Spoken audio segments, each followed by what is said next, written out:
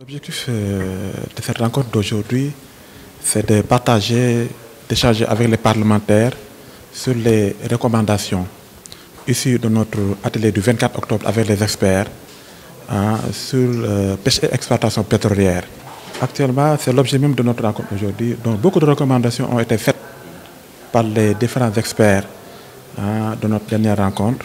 Donc, on est en train de partager aujourd'hui cette note de plaidoyer avec les honorables parlementaires, donc pour un peu qu'ils puissent approprier, aussi créer des pistes de réflexion, n'est-ce pas, et porter ces recommandations-là, n'est-ce pas, dans les instances idoines pour qu'il y ait vraiment une issue heureuse de cette pêche-là par rapport à l'exploitation pétrolière. La suite, c'est d'accompagner ces parlementaires, n'est-ce pas, à porter ce plaidoyer-là, à faire des propositions de loi pour que cette exploitation pétrolière et gazière puisse être encadrée. Je sais qu'il y a beaucoup de craintes, n'est-ce pas. Aujourd'hui, on a un espoir, vraiment, avec cette rencontre, que les différents parlementaires, surtout le réseau RGM, va porter ces recommandations-là pour qu'une solution idoine puisse trouver pour cette cohabitation pêche et exploitation pétrole et gazière.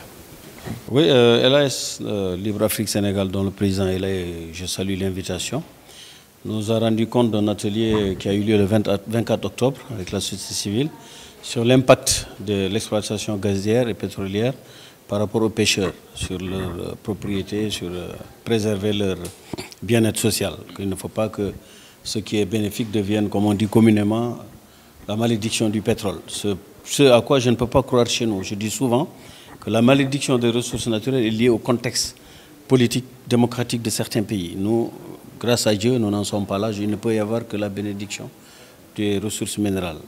Ils nous ont expliqué la situation. Les parlementaires que nous sommes ont compris les enjeux.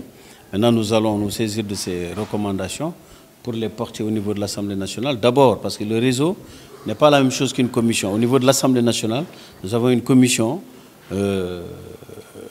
mine et énergie présidée par le président Abdoulaye Baldé. Nous allons travailler avec le président de cette commission. Nous allons inviter d'ailleurs LAS Libre Afrique Sénégal. Ça va être notre proposition à l'Assemblée nationale pour discuter avec la commission qui est, si je puis dire, réglementaire par rapport à un réseau. Donc je pense que ça va intéresser la commission dite.